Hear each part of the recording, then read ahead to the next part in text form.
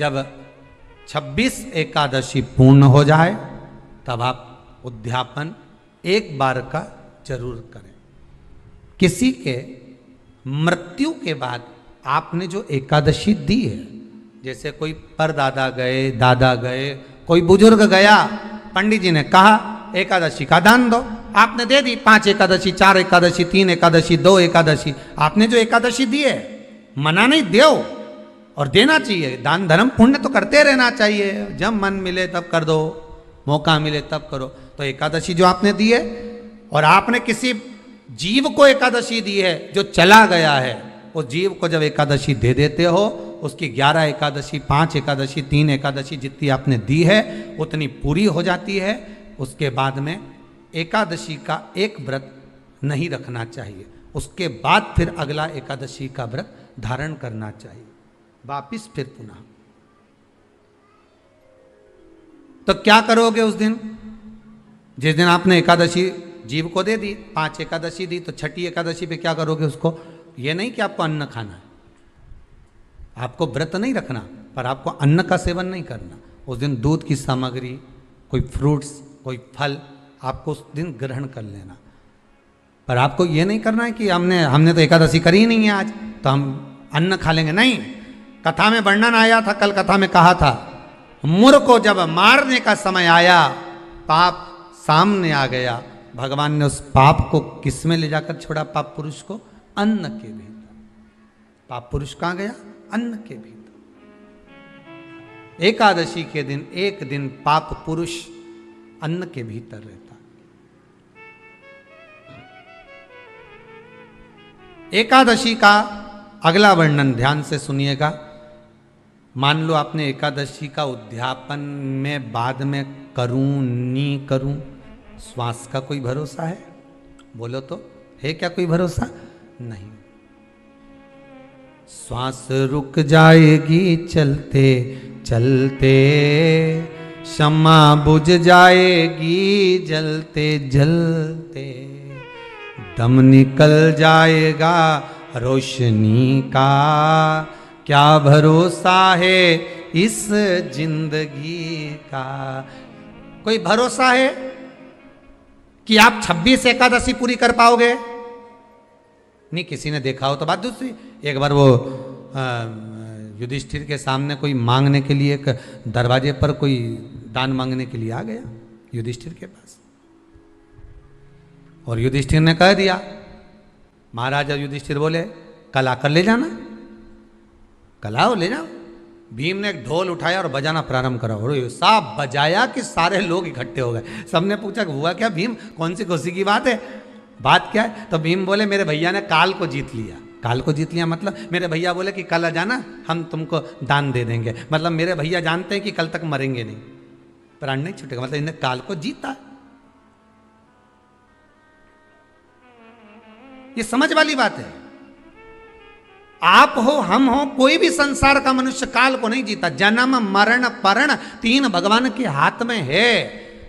Doctor ने कह दिया इतनी तारीख तक बच्चा होगा, मालूम पड़े आगे पीछे कभी भी हो जावे, 15 दिन पहले, 8 दिन बाद, 4 दिन पहले, ये तो भगवान क्या कहा, इसको ले जाओ, अंतिम सांसें चल रही है, मर जाएगी कुछ दिन में। मालूम पड़ा घर लिया है, 6 महीना हो गया, 5 बार तो नीचे सुला दिया, गोबर लीप के डुकरिया, फिर जिंदा हो गई वापिस।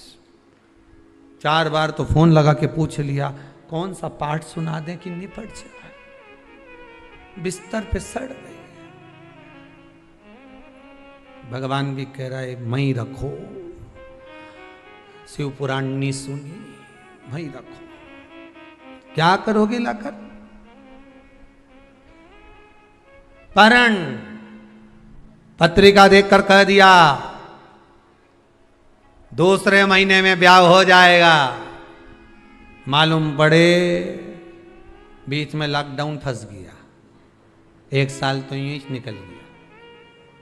अब फिर पंडित जी से कहा, आपने तो कहा था 2 महीने में हो जाएगा। पंडित जी बोले लॉकडाउन भी तो आ गया था, क्या करें।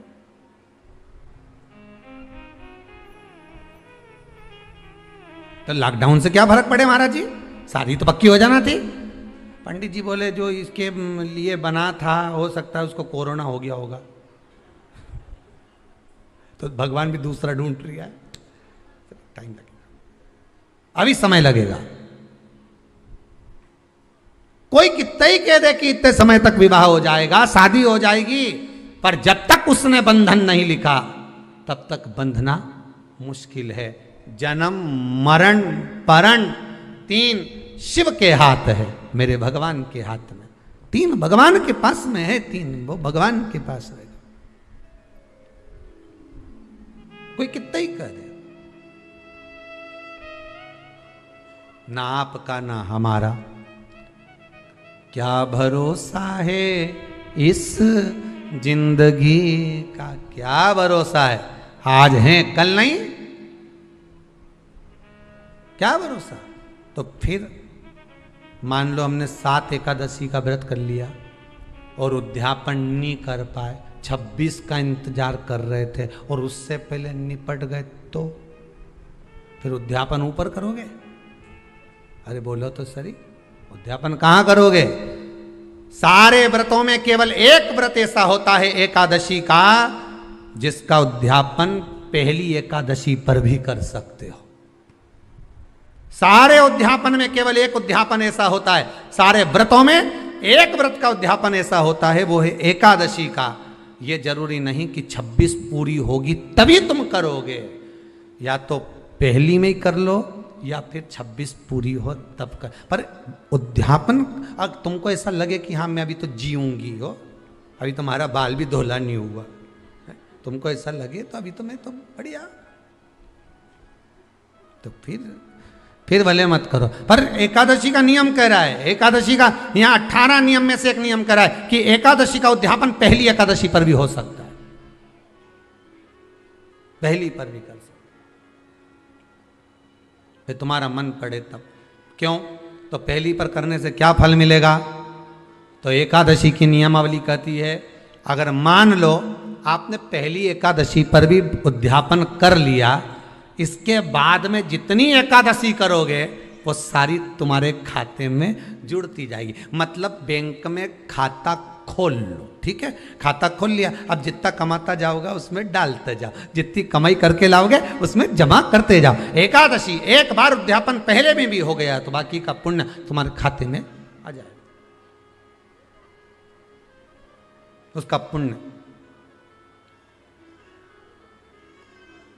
एकादशी का उद्यापन बड़े महीने में माघ शुक्ल एकादशी के दिन, माघ का महीना हो, शुक्ल पक्ष की, जम के बोलिए, एकादशी हो, प्रयास करना कि आप उद्यापन करें, भले 5, 10, 11, 12 जितनी एकादशी हो जाए, 26 हो जाए तो ज़्यादा अच्छी है, नहीं तो आप करें तो माघ महीने की शुक्ल पक्ष की एकादशी के दिन आप उद्यापन करें, प्रयासरत करें, प्रयासरत। बड़े महीने के अंतर्गत जो उद्यापन, हाँ चतुर्मास के अंतर्गत उद्यापन नहीं होता एकादशी का, बहुत ध्यान दीजिए हमारा। ये जो सावन भादो कुंवर कार्तिक जो 4 महीना होते हैं भगवान के शयन करने के, इसके अंतर्गत एकादशी का उद्यापन नहीं होता, और इसके अंतर्गत उद्यापन करना भी नहीं चाहिए एकादशी हमारा। एकादशी का उद्यापन माघ महीने की शुक्ल पक्ष की एकादशी के दिन आप बहुत प्रेम से आनंद के साथ करिए महाराज। परंतु एकादशी के उद्यापन में सबसे ज्यादा अगर कुछ जरूरी होता है तो 24 तरह का नैवेद्य जरूरी होता है। कितने तरह का? 24 तरह का नैवेद्य। अब आप कहोगे गुरुजी उद्यापन हम कर रहे हैं एकादशी का, तो उसमें तो फलहार का हमें नैवेद्य बनाना चाहिए। तो फिर ये पुराण के अंतर्गत स्कंद पुराण में ये चीज लिखी है कि एकादशी का जब उद्यापन करते हैं तो 24 तरह का नैवेद्य बनाकर सिद्ध करते हैं। 24 तरह का नैवेद्य जान रख लेना, का हलवा बना लो, खीर बना लो, पूड़ी बना लो, सब्जी बना लो, पकौड़ा बना लो, भजिया बना लो, ऐसे 24 तरह का नैवेद्य अलग अलग चाहिए। पर लोग क्या करते हैं, खोपरा पाक बनवा लेते हैं 1-2 किलो और 24 जगह रख देते हैं।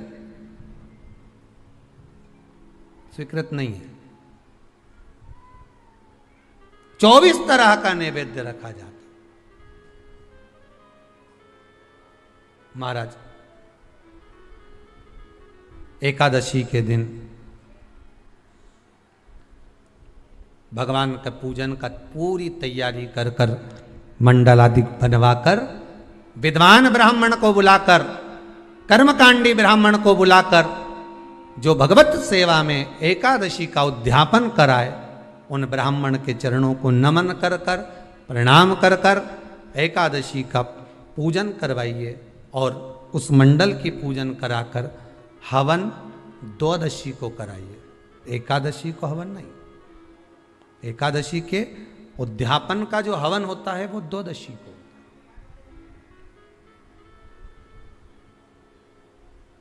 एकादशी का उद्यापन द्वादशी का बड़े प्रेम से आप खूब आनंद से हवन पूजन कराओ। पूजन कराने के बाद, हवन कराने के बाद 26 जोड़े ब्राह्मण ब्राह्मणी के बुलाकर भोजन कराकर उनको भाव से जो आप समर्पित कर सकते हो, जितनी आपकी सामर्थ्यता हो, उस सामर्थ्यता के अनुसार आप दान धर्म पुण्य करो, आप उन्हें प्रदान करो।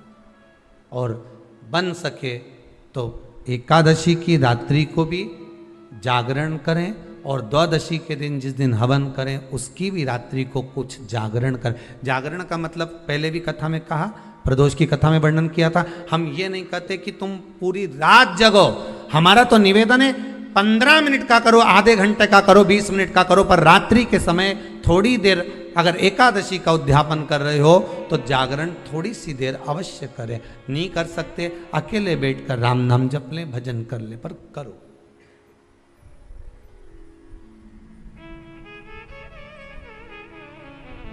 ये मेरा विश्वास कहता है कि आप भी मंदिर जाते होगे या भगवान का भजन करते होगे या श्री शिवाय नमस्तुभ्यम बोलते होगे या एक लोटा जल चढ़ाते होगे, तो ये मेरा विश्वास कहता है कि जितने शंकर के भगत हैं ये एक भी आडंबर नहीं करते या आडंबर से भी हीन है, इनके आडंबर नहीं है।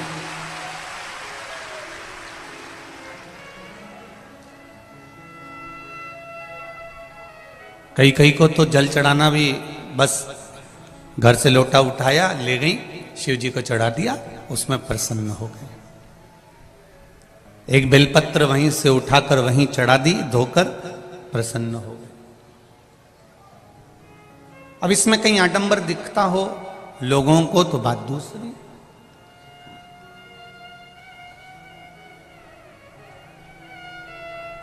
शिव भजन में कहीं आडंबर है ही नहीं।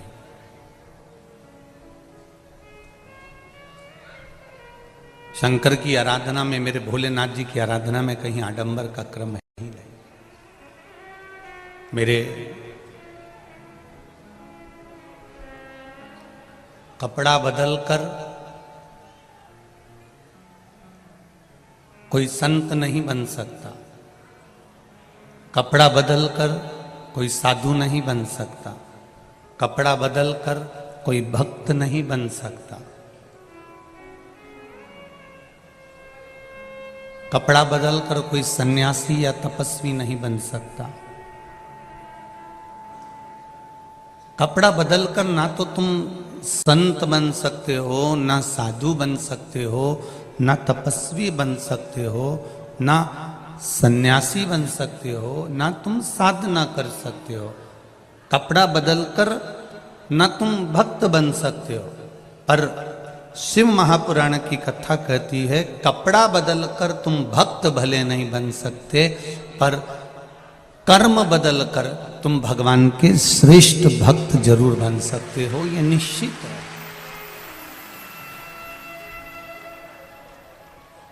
कई लोग ऐसे हैं जिन्होंने कपड़ा बदला और संत बन गए या साधु बन गए या गुरुजन बन गए या कोई भक्त बन गए, तो उनसे निवेदन करूंगा इससे आप केवल चोला बदल सकते हो पर कर्म नहीं बदल सकते। कर्म बदलकर ही परमात्मा को प्राप्त किया जा सकता। कर्म बदलकर ही हम भगवान को प्राप्त कर सकते हैं।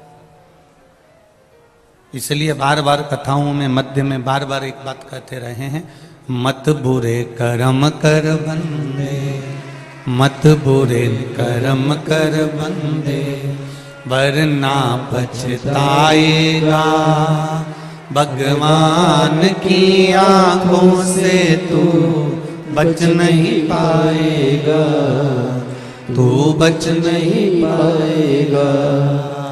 अरे ओ अज्ञानी मत कर नादानी, अरे ओ अज्ञानी मत कर नादानी। तेरे कर्म का फल भी तू ही पाएगा, जैसा किया तूने तेरे आगे आएगा। तेरे कर्म का फल भी तू ही पाएगा, जैसा किया तूने तेरे आगे आएगा। मत बुरे कर्म कर बंदे, मत बुरे कर्म कर बंदे, वरना पछताएगा। भगवान की आंखों से तू बच नहीं पाएगा, तू बच नहीं पाएगा। अरे ओ अज्ञानी मत कर नादानी। ये हमारी नादानीता है कि हम अभिमान रखकर, हम अहंकार रखकर, हम कहीं काम में, हम कहीं लोभ में, हम कहीं आसक्ति में, हम कहीं थोड़ी सी वासना में, थोड़ी सी तृष्णा में, हम थोड़े से लोभ में, हम थोड़े से अपने अहम के कारण, अपने थोड़े से लोभ के कारण हम भगवान की भक्ति नहीं कर पाते।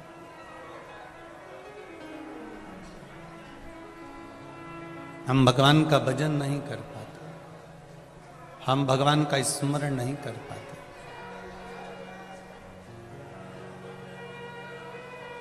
और जब तक भजन का बल नहीं बढ़ेगा, जब तक भक्ति का बल नहीं बढ़ेगा, तब तक परमात्मा की शरणागति प्राप्त करना कठिन है, बहुत कठिन।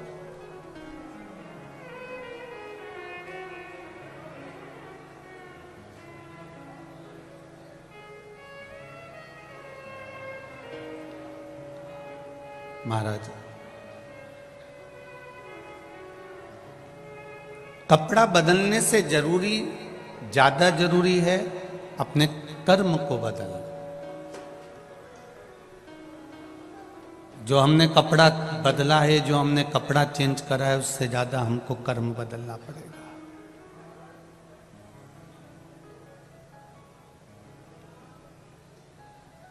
अपने कर्म को थोड़ा सा बदलने का प्रयास करिए।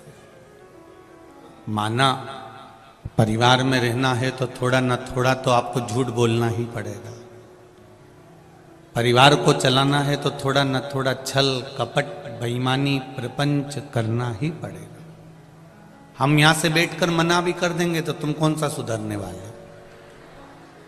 कौन सा तुम झूठ बोलना छोड़ दोगे? कौन सा तुम कपट करना बंद कर दोगे? कौन सा तुम छल करना बंद कर दोगे? कौन सी तुम बेईमानी बंद कर दोगे?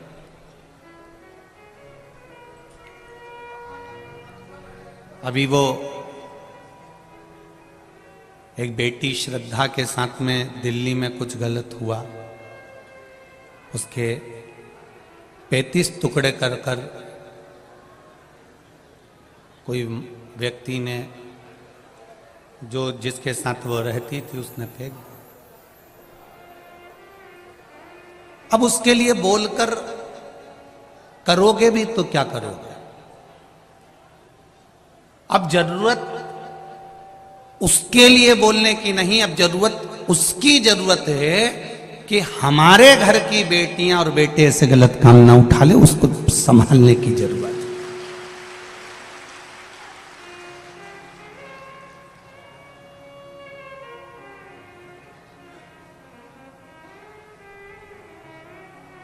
अब विचार और विमर्शता ये होना चाहिए कि हमारे घर के बच्चे कहीं गलत जगह ना पहुंच जाएं, हमारे घर की बेटियां कहीं गलत मार्ग की ओर ना चली जाएं, हमारे यहाँ के बच्चे किसी गलत मार्ग की ओर ना चले जाएं। ये श्रद्धा के उस स्वरूप से, श्रद्धा के उन टुकड़ों से हमें सीख लेना चाहिए।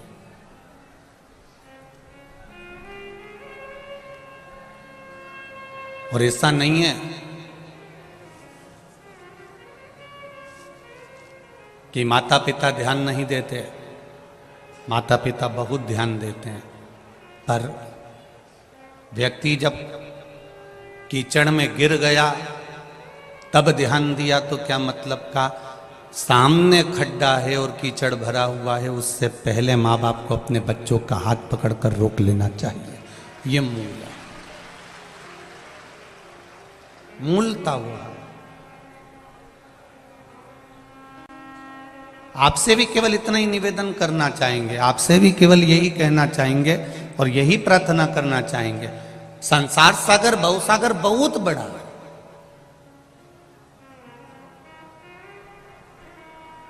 और इतने बड़े भव सागर में, इतने बड़े संसार सागर में सब कुछ भरा हुआ है। यहाँ पाप कर्म भी है, यहाँ काम भी है, यहाँ लोभ भी है, यहाँ अहंकार भी है, यहाँ तृष्णा भी है, यहाँ वासना भी है, सब कुछ है। दुकान पर बैठो, खूब कमाओ, नौकरी करो, खूब कमाओ, व्यापार करो, धंधा करो, बिजनेस करो, खूब कमाओ, मना नहीं है। पर कमाने के साथ में एक काम जरूर करो, जब समय मिले तब भगवान शंकर को एक लोटा जल अवश्य समर्पित करो, जिससे हमारे पाप कर्म थोड़े थोड़े समाप्त होते चले। अपने भजन का भी बल बढ़ाइए।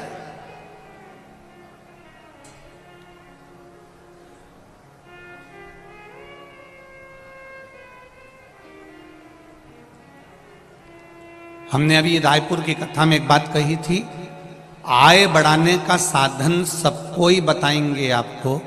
आय बढ़ाने का तरीका हर एक व्यक्ति बताएगा आपको।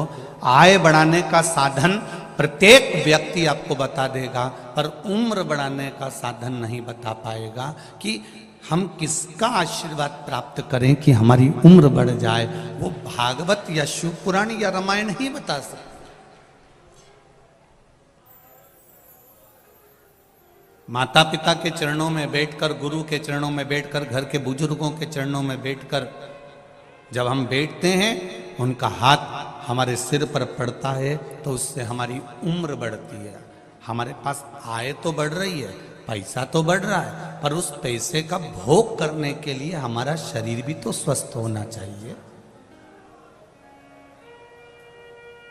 उस पैसे के भोग को करने के लिए मालूम पड़े तुम्हारे यहाँ फ्रिज तो आ गया, और फ्रिज का पानी जब भी पीती है और मालूम पड़े गला पे टांसिल पड़ जा, गला बैठ जा, तो फिर वो फ्रिज का पानी किस काम का? बोलो री जी हाँ सही है कि गलत है? ऐसा फ्रिज का पानी किस काम का? तुम्हारे पास में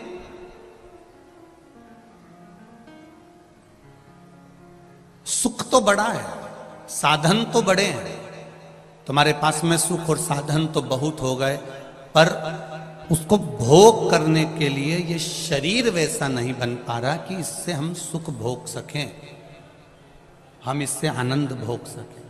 हमारा ये शरीर ऐसा नहीं बन पा रहा।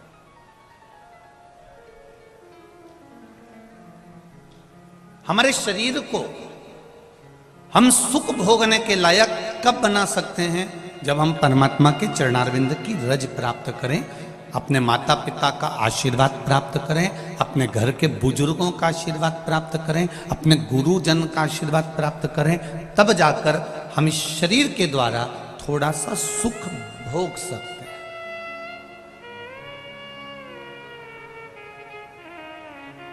वरना साधन तो बहुत है, समान 100 वर्ष का है और पल की खबर नहीं।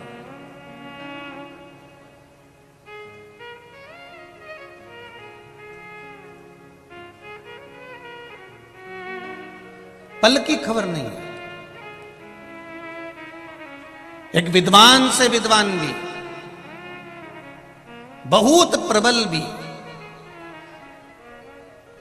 ये नहीं बता सकता कि तुम्हारी मृत्यु, तुम्हारा जन्म कब लिखा है। केवल एक देव अधिदेव महादेव को मालूम है कि माता के गर्भ से जब तू जन्मा था, तेरी नाल कटी थी, गर्भ से जो माता के संबंध तेरे गर्भ से बने हुए थे, वो नाल कटने के बाद जैसे ही नाल कटी, बच्चे की नाल कटते से ही विधाता ने शंकर भगवान की आज्ञा मानकर उसके मरने की तारीख लिख दी, तिथि लिख दी, पल लिख दिया, घड़ी लिख दी, समय लिख दिया, नक्षत्र लिख दिया, स्थान लिख दिया कि इस स्थान पर इतनी बजे, इतनी घड़ी में, इतने पल में ये मरेगा। ये उसने निश्चित कर दिया।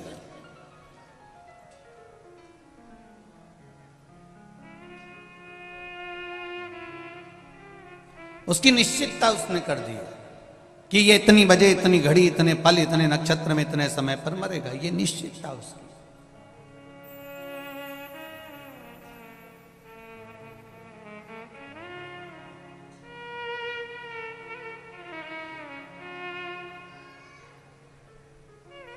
कोई कहे हम इनका भाग्य देख लेते हैं, कोई कहता है हम इनके भविष्य देख लेते हैं, कोई कहता है हम इनका पूरा जीवन देख लेते हैं जरा सी देर में कि इनके भाग्य में क्या लिखा है, इनके भविष्य में क्या लिखा है। परंतु शिव महापुराण की कथा कहती है कि भाग्य और भविष्य सब मेरे महादेव के हाथ में छोड़ दो, तुम अपना कर्म पकड़ कर चलो और आगे बढ़ते चलो। भाग्य और भविष्य सब शिव जी के हाथ में छोड़ दो। तुम कर्म करो, मेहनत करो, तुम भगवान की शरणागति ग्रहण करो, विद्या अध्ययन करो, खूब दिल से पढ़ाई करो। और दिल से अगर पढ़ाई करते रहोगे और शिव जी की शरणागति ग्रहण कर कर चलोगे तो ये निश्चित है तुम्हें मंजिल जरूर मिलेगी। एक बच्चे ने लिखा है,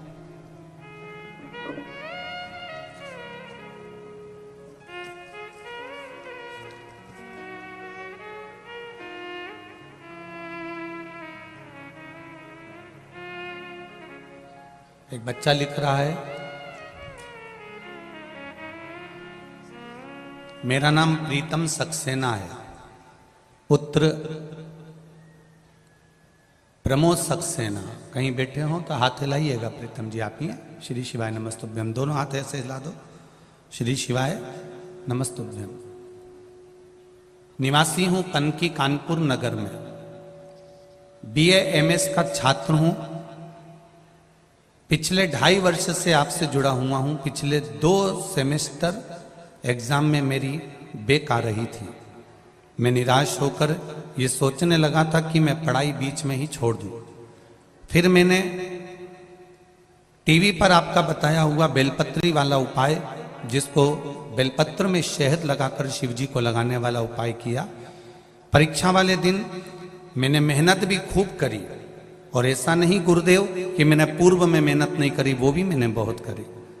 जाते समय मैंने बेलपत्री शहद लगाकर शिवजी पर चिपकाकर जाना बताया था। मैंने आपके द्वारा बताए हुए अनुसार ही यह उपाय किया। उसका फल यह प्राप्त हुआ कि जिन विषय में एग्जाम पास नहीं हो पा रहा था, उसका रिजल्ट बाबा की कृपा से इसी सोमवार को 14 नवंबर को आया और मैं पास हो गया हूं। बाबा को धोख लगाने आया। मेरे सभी विषय जो इतने सालों से बैक हो रहे थे, सारे विषय गुरुदेव, एक बात और कहना चाहता हूं कि हम पढ़ने वाले बच्चे विश्वास नहीं कर पाते, पर आपकी शिव पुराण का एक उपाय भी हमारे जीवन को तार दिया। और 14 नवंबर को उस रिजल्ट ने बता दिया कि मैं सारे जितने बैक हो रहे थे, जितने भी सब्जेक्ट रुक रहे थे, सारे सब्जेक्ट एक बार में बाबा ने निकाल दिया। मैं बाबा को यहाँ धोख लगाने के लिए आया हूँ। श्री शिवाय नमस्तुभ्यम। बाबू खुश अब तो? बाबा की कृपा। हर हर महादेव। ये शिव है। ओ घड़ी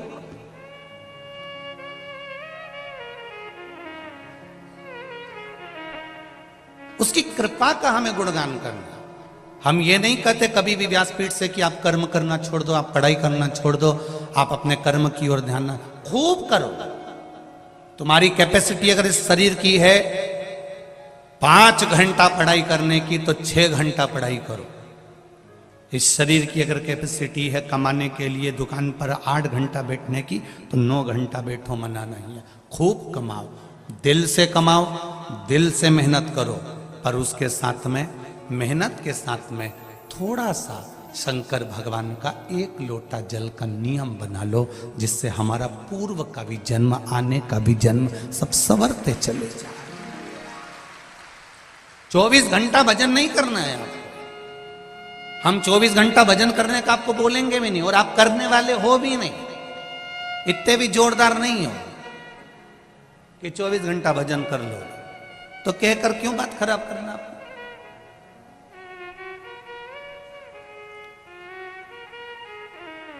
एक माता पिता अपने बच्चे से कहते हैं, बेटा बनो तो राम बनो, बनो तो श्रवण बनो, और बेटा रोज नाराज होता है अपने मम्मी पापा पे। क्या पिताजी रोज राम और श्रवण बनने को कहते हो, कभी कृष्ण बनने को तो कहते ही नहीं हो। पिताजी ने एक थप्पड़ दिया औलाद में, पुत्र में, तेरे को कृष्ण बनने को कह दूं और तू गलत काम करने में लग जाए। भगवान कृष्ण को जानकर, लोग जानते तो है नहीं कि भगवान कृष्ण ने चीर की लीला क्यों करी, भगवान ने माखन चोरी की लीला क्यों करी, भगवान ने ये सब लीला क्यों करी। बस उसका गलत मतलब दुनिया ने निकाला, पर अच्छा मतलब कहां निकाला। इतने में पुत्र ने कहा, मैं राम और श्रवण बनने को तैयार हूं। जैसे दशरथ जी ने पूरी सत्ता राम जी को सौंप दी थी, लाओ मुझे तिजोरी की चाबी दो।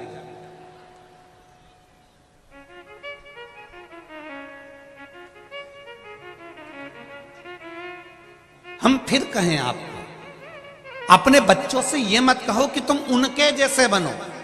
अपने बच्चों को इतना संस्कार दीजिए, इतना संस्कार दीजिए और इतना अच्छा बना दीजिए कि दुनिया के लोग कहें कि उनके बेटे जैसा बन जा। यह संस्कार होना चाहिए, यह ज्ञान होना चाहिए।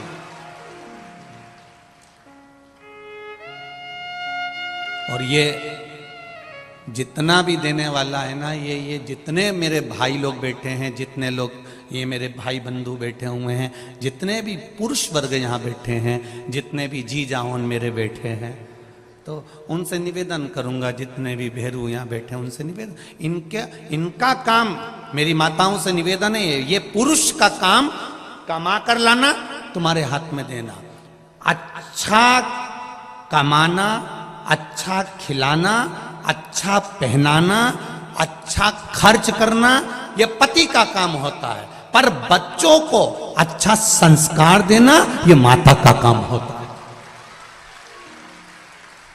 पिता दिन भर ड्यूटी पर रहता है, पिता दिन भर नौकरी पर रहता है, पिता दिन भर दुकान पर रहता है, पिता दिन भर सर्विस पर लगा रहता है। उसका काम कमा कर लाकर तुम्हारा पेट भरना, तुम्हें अच्छा कपड़े देना, तुम्हें अच्छी एजुकेशन देना, तुम्हारी पढ़ाई के लिए ज्यादा से ज्यादा खर्च कर देना, अच्छे से अच्छा ट्यूशन लगा देना, अच्छे से अच्छे स्कूल में जमा कर देना। तुम्हारे लिए एक पिता नौकरी कर कर, सर्विस कर कर, ड्यूटी कर कर, एक कमा कर, दुकान पर बैठकर धंधा कर कर, व्यापार कर कर, तुम्हारा पिता तुमको लाकर तुम्हारा पेट भर सकता है, तुम्हारा अच्छा कपड़ा पहना सकता है, तुम्हारे लिए अच्छा मकान बना सकता है, तुम्हारे लिए अच्छा घर बना सकता है, अच्छी गाड़ी ला सकता है।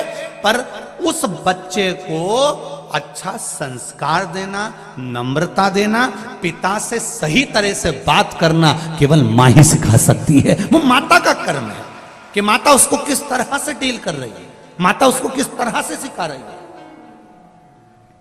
और दिन भर माता अगर मोबाइल पर 24 घंटे लगी रहे तो बच्चे भी मोबाइल पर 24 घंटे लगे रहते हैं। माता को मोबाइल चलाने का भी एक समय रख लेना चाहिए कि मैं रात को 1 घंटा 2 घंटा या सुबह चलाऊंगी, बच्चों पर ध्यान दूंगी। मेरे बच्चे कहाँ जा रहे हैं, क्या कर रहे हैं, बच्चों में क्या हो रहा है, उन बच्चों पर हमारा केंद्र होना चाहिए।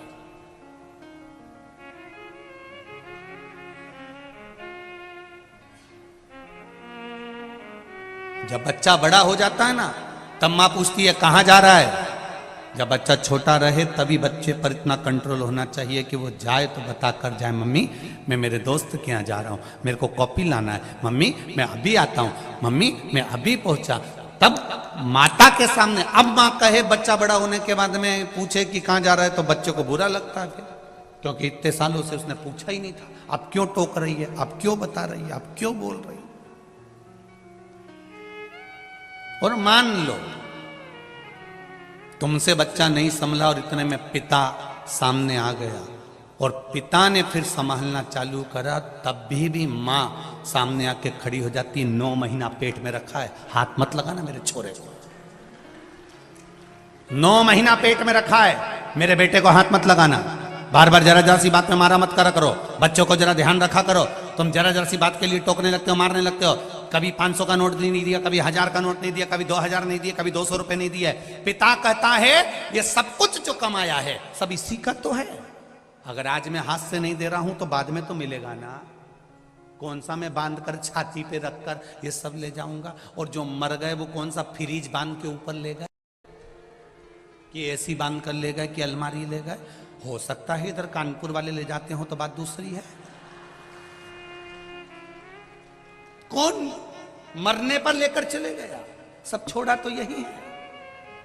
और इतने लोग बैठे हैं, अगर बेटा नहीं भी पूछता है, बच्चे नहीं भी पूछते हैं, इसके बाद अगर कोई कह दे इनसे कि तुम्हारा बेटा तुमसे नहीं पूछता, तुम्हारी बहू तुम्हें नहीं पूछती, तुम्हारे रिश्तेदार तुमसे नहीं पूछते, तुम्हारे परिवार वाले तुम्हें नहीं पूछते, एक काम करो पूरी प्रॉपर्टी उठा के कहीं दान में दे दो, तो भी नहीं देगा। औलाद कितनी भी बुरी हो, बहू कितने भी ताने देती हो, नाते रिश्ते कितने भी बेकार क्यों ना हो, तो भी कोई अपनी प्रॉपर्टी, अपनी जमीन, अपना धन किसी को नहीं देता। भले बहू गाली पर गाली दे तो भी सास मरते समय भी पूरा जेवर उसी को देकर जाती है, क्योंकि वो पाल पोस कर बड़ा करा है उसने, कि सिर्फ उसको बिना सामग्री के छोड़ दे। माँ और बाप जैसा तो दुनिया में कोई फरिश्ता होता ही नहीं है, जो देता ही देता है। माता और पिता जैसा कोई संसार में फरिश्ता नहीं हो सकता। दुनिया में सबसे पहला अगर कोई परमात्मा है, दुनिया में सबसे पहला अगर कोई भगवान है, दुनिया में सबसे प्रथम अगर कोई परमात्मा है, तो वो मेरे माता पिता हैं, आपके माता पिता हैं, जिन्होंने कुछ आपसे लिया नहीं है, आपको जिंदगी भर दिया ही दिया है। रात भर जगती है, तुम्हारे ऊपर कम्बल उड़ाती रहती है, रात भर रोती है जब तुमको एक इंजेक्शन लग जाता है, तुम्हारे शरीर में कष्ट हो जाता है, तुम्हारी पढ़ाई के लिए, अच्छी एजुकेशन के लिए, तुम्हारी विद्या के लिए वो मायके तक नहीं जाती कि इसकी एग्जाम चल रही है, इसकी पढ़ाई चल रही है, मैं नहीं जाऊंगी, अभी इसको पढ़ाऊंगी और इसका एग्जाम है। वो अपना जीवन खुद खा रही है। इतने में बच्चे ने कह दिया, मम्मी क्या खा रही हो, मुझे दो। एक ग्रास मुंह में गया था, इतने में पूरी प्लेट अपने बच्चे के हाथ में दे देती है। वो दुनिया में कोई दूसरा नहीं, परमात्मा ही हो सकता, केवल एक परमात्मा।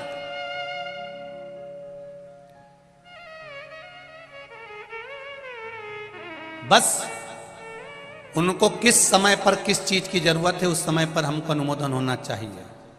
ऐसा नहीं कि श्रद्धा के टुकड़े हुए तो किसी को ऐसे ही मालूम पड़ गया। उस बाप के दिल में थोड़ी सी तड़प हुई होगी कि मेरी बेटी इतने दिन से फोन नहीं लगा रही है, बात नहीं कर रही है। बाप का हृदय, माँ का हृदय तड़पा, और वो बाप जाकर मालूम करा, तब जाकर प्रशासन को भी मालूम पड़ा कि ऐसा हो गया। ये बाद में मालूम पड़े, उससे अच्छा है अपने बच्चों पर पहले ही संयम धीरे धीरे करना प्रारंभ करो, जिससे कोई दूसरी श्रद्धा के साथ में ऐसा ना हो जाए। अपने को आगे बढ़ना है, थोड़ा सा समय। देव संस्कार अपने बच्चों को इतना अच्छा संस्कार दो कि जो जिंदगी भर याद रखे।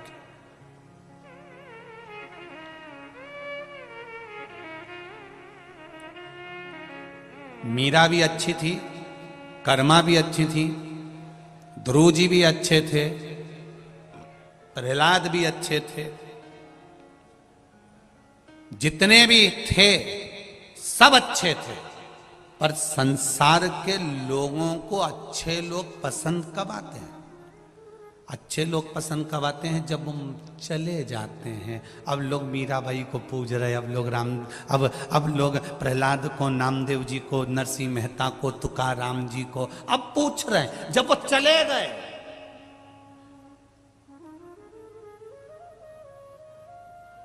दुनिया के लोगों को अच्छे लोग पसंद कब आते हैं? जब वो चले जाते हैं। बहू सास को इतना लंबा पल्लू रखकर प्रणाम कब करती है? जब सास चली जाती।